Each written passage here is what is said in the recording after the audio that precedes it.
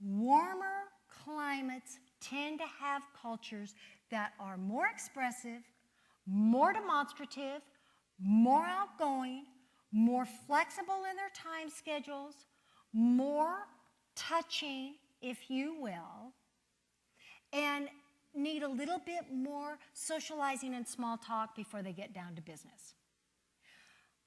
Cultures in colder climate, for whatever the reason it may be, maybe because they're so bundled up in their clothes, I don't know, but colder climate cultures tend to be less demonstrative, less expressive, less outgoing, more direct, more to the point, more outcome driven, less small talk before they get down to business.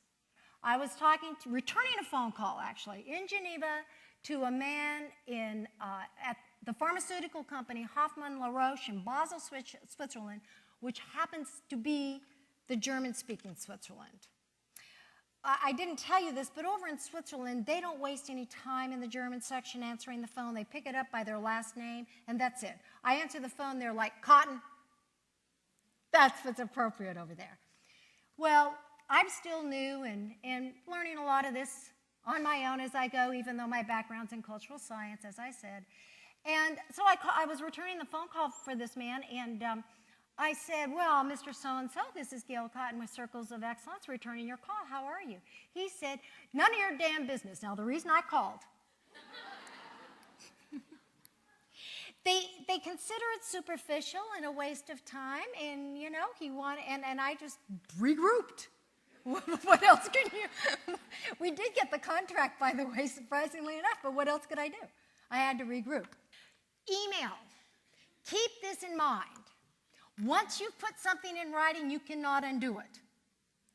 Avoid all cultural specific language and jokes. And by the way, that goes for race, gender, you name it. Don't use that in email. If you offend somebody in email, you know what they can do? They can read it over and over and over again.